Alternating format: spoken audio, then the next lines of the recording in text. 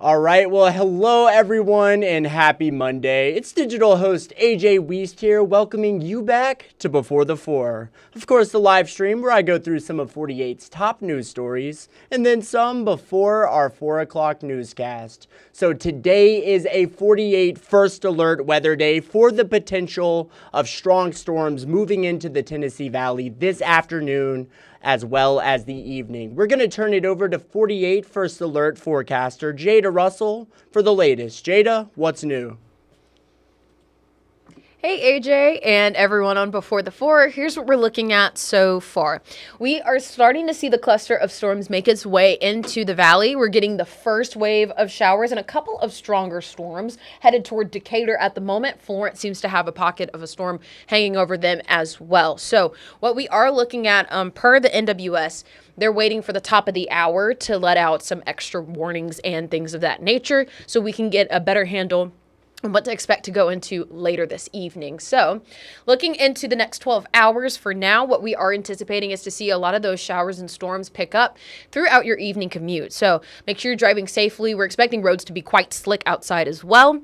Going through the overnight hours, we're going to continue to see these showers on and off as we get later to about 10 or so. Should see some dry conditions, but showers will get back into the forecast around the early morning hours going into 4 and 5 a.m. and then even around 7 a.m. as well. So this is hour by hour what we're looking at. This is still maybe a little bit behind what our current radar says, but it has the timing to a pretty good amount of rainfall throughout most of the area. What you'll notice is around that 5 o'clock hour, we'll see a lot of our western community dealing with the heaviest of these showers, moving into the central area right around 6 and 7 o'clock, and then going into the east. It should be pretty widespread come 7:30, and then going into the late night hours, like I mentioned, we're going to see less of those rain chances going into the overnight hours, but keeping some showers around going into Tuesday morning. So keep that umbrella on standby, and you'll need it for the rest of the week because once we get through this first alert weather day, your Tuesday is going to see some showers, and then Wednesday is our next first alert weather day. So we'll have more details for you coming up tonight. Make sure you tune in. Chief Meteorologist Brad Travis is back this evening, so he'll have everything you need to know for the next couple of days. Right. Yep, it is that time of the year for sure. Thank you so much, Jayda. Always appreciate it. And also, don't forget 48 First Alert Weather Extra tonight at 9:30. You can watch that wherever you're watching Before the Four right now. So that's YouTube. That's the 48 Now live stream on WAFF.com as well as our news app. But First Alert Chief Meteorologist Brad Travis, he'll be back here in the streaming center. He'll go through the radar, have everything you need to know as we move into the rest of the week. So just not going to want to miss it. 48 First Alert Weather Extra. But now let's jump into some of the day's top stories.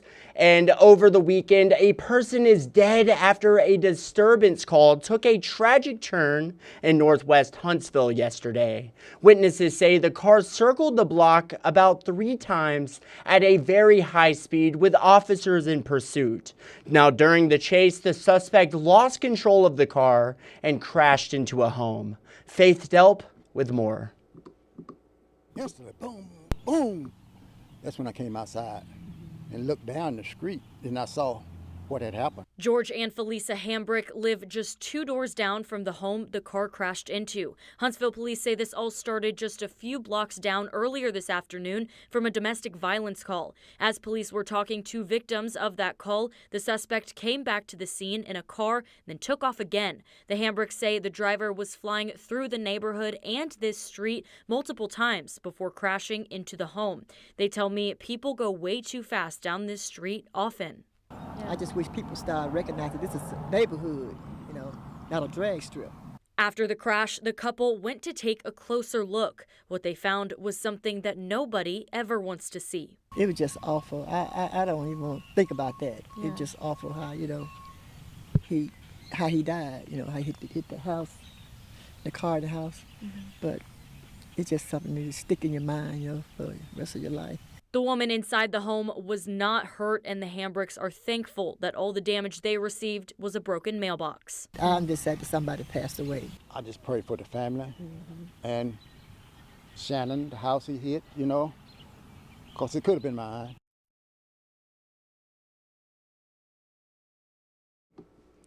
It's a scary situation all around there. And tonight, Callie Neese will be following up on this very tragic situation. We've received a video of the incident from neighbors, and we'll have all the latest coming up in our evening newscasts. But now heading out to Meridianville, where residents are fed up with some drivers they say are going too fast in their neighborhood. Our own Sarah Grace Kennedy spoke to some of those residents who are asking the Madison County Commissioners to overturn an ordinance that bans speed bumps. Let's take a listen. Residents in one Madison County neighborhood say they're tired of cars speeding down their street at all times of the day. They say they're now even worried about letting their kids play outside. I mean, it's terrifying to see the cars flying, and it feels like the county is waiting for something bad to happen before they take real change. Molly Cook says the risk became clear last week when she and her husband were walking their son after sunset in a wagon with lights and reflective gear. She says she had to briefly walk in the road because sidewalks in the area were blocked. There was a car coming at us. They were at least doing 50 miles an hour. And so my husband's trying to quick, get the wagon up off the road. And I know they saw us because we have lights. Neighbor Corey Champion says he feels the same need to constantly watch his young kids. It makes you reluctant to let them out of your sight and almost have to be a helicopter parent because of people's reckless behavior in the neighborhood. Champion has reached out to the Madison County Commission to try and get them to change the ordinance that bans speed humps in residential neighborhoods. He even started a petition that's gaining support. The main goal here is to be proactive in trying to reduce the amount of people speeding through the neighborhood before an accident happens instead of being reactive, because at that time it's going to be on Madison County's hand, not ours. The ordinance was created over concerns that speed humps could slow emergency vehicles and lead to damage to other cars. I was a firefighter for 7 years. Yes, it's going to slow down the vehicles a couple seconds, but it should not create such a delay that it's going to impact the overall result in emergency situations. County leaders and law enforcement tell me they are aware of speeding concerns in neighborhoods. The Madison County Sheriff's Office say they often patrol these areas, but they shared with me that decisions about speed humps are out of their hands. So the ultimate goal would be to assist them in having a tool to reduce the amount of calls that they're receiving so they can focus their efforts better in the Madison County area. And with that, we're going to head to break, but coming up, highlighting one local store that has made quite the name for itself over the years, and taking a look at the good side for your Monday afternoon. It's all ahead. We'll go through it all in 1 minute.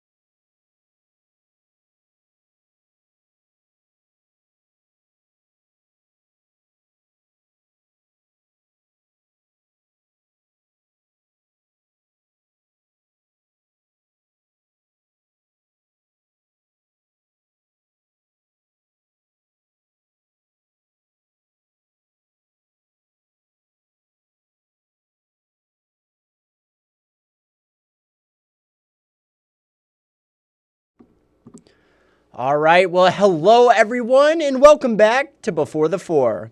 Harrison Brothers Hardware sells everything from locally made waffle mix to greeting cards. The shop originally opened as a tobacco store back in 1879. Today, Callie Neese is highlighting this store throughout the years here in the Rocket City. Let's take a look.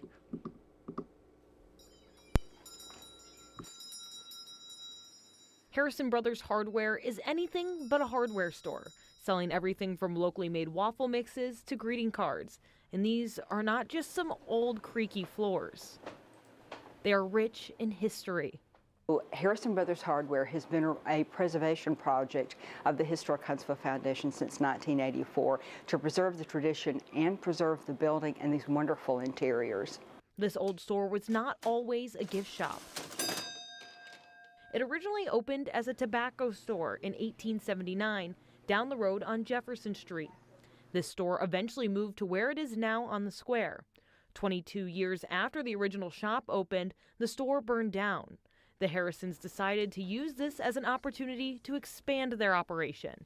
So you could come to Harrison Brothers and buy everything from teacups to furniture to mule harnesses. And though you may not be able to get those things anymore, history is scattered across the walls. It is authentic, and I think that's something in a city that's so high-tech, where breakthrough scientific achievements are just another day at the office in Huntsville, that a store that dates to 1901, 1902 is still at the heart of who we are. Harrison Brothers was also honored with the Downtown Huntsville Retail Establishment of the Year. Harrison Brothers is here, and not just as a place to shop, but as also a place to come about the history of this place that we call home. In a city always looking forward, Harrison Brothers is a history worth looking back into.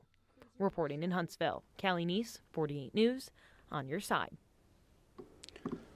Well, now it is time for the good side this Monday, and a dog in Virginia has reached superstar status. She's being called a hero after saving a woman's life. LNL explains how it all started with her usual morning walk. We walk 5 miles a day, every day. And we've been doing that for 9 years. A dreary day in the center of the universe. Come on, Goge, you want to go for a walk? Never stops Dan DeCandelo and his dog Gozer from taking their morning walks around the neighborhood. Gozer is the child that we've never had. But 3 weeks ago, their daily stroll took an unexpected turn. We were about halfway up Henry Clay, heading towards the tracks, as we call it here in Ashland. And she started barking wildly at a house that we pass every single day. Gozer pulled Dan towards the home, where they found a woman unresponsive on the front steps. It was a woman who was on her back in a white robe, which camouflaged her and made it impossible to see from the road. She had no hat. She had no gloves, she had no shoes. Dan quickly called 911 and talked to the homeowner, who says the woman didn't live there. While waiting for her first responders, Gozer stayed by her side, trying to wake her up. Gozer was non-stop barking, and was barking at her, was fairly close to her. Steps saving the woman's life, just in the nick of time. The woman, from what I understand, spent a week in ICU. Her body temperature was 78 degrees and somehow survived. Girl, Gozer is being hailed a hero. It's a good thing we stopped, because I wouldn't have done it without her. I would have walked right past, but she could see nothing. A moment proving not all heroes wear capes. Dogs are special. They have that sense that we don't have. And obviously that was well displayed that morning. It's like a proud father. Yes, my little girl. Desiree Montilla, 12 on your side. Such a sweet story there. That, of course, is Super Dog. Gotta love it for your Monday afternoon. But with that, let's go into the stories you're just not going to want to miss coming up in our evening newscasts. Details on a new Navy facility opening in Muscle Shoals. Aria Ponce will have that coming up. The latest on a major scam in the city of Arab that led to the city losing over $400,000. And finally, the latest out of Iran and how it continues to impact our gas and oil prices here in the States. And these are just a few of the stories you're just not going to want to miss coming up in our evening newscast. And it is 3:54, y'all. We have plenty of time for it today. Of course, it is time for Facebook fun. Our 48 Facebook question today for this Monday afternoon. What is one thing that the Tennessee Valley needs more of? Let's see what you all had to say. What is something we need more of up here in North Alabama? Nicholas Brewer, he said things like four-wheeler, trail riding, mudding. Absolutely, you cannot have enough of that, Nicholas. Thank you so much for commenting. Let's see, looks like me and Fred Hogan are certainly on the same page here. Raising Cane's, man. I would love to see a Raising Cane's open here in Huntsville or really anywhere here in the Tennessee Valley. I don't care how far away it is. I will drive to it. Anytime I go up in Nashville, I am definitely stopping at that Raising Cane's. And there is one, I believe the closest one might be in Murfreesboro, but there's also one down in Tuscaloosa as well. Love me some Raising Cane's. I go with that Caniac meal. Cannot go wrong with that. Fred, me and you, sounds like we have the same taste buds without a doubt. Awesome stuff, same taste. Nicole, public transportation like a tram, especially since so many people live outside Huntsville but work here. Great point right there, Nicole. Thank you so much for commenting. Let's see what else y'all said. Sonia, what is something the Tennessee Valley needs more of? More cowbell. That's what we need. If you know, you know. I love it, Sonia. Thank you so much. And then Ronnie Cole, he said, we need more love. All you need is love. Love is all you need. Ronnie, I love it so much. Thank you so much for leaving a comment here. And everyone who left a comment on today's 48 Facebook question, greatly appreciated. I love reading y'all's comments each and every day. It always brightens my day, no doubt about it. But y'all, that is just about all the time I have for today's Before the Four. Thank you all for spending a bit of your Monday afternoon here watching Before the Four. I hope you all have a great night tonight. Enjoy our evening newscasts. And as always, thank you so much for watching. You all have a great night.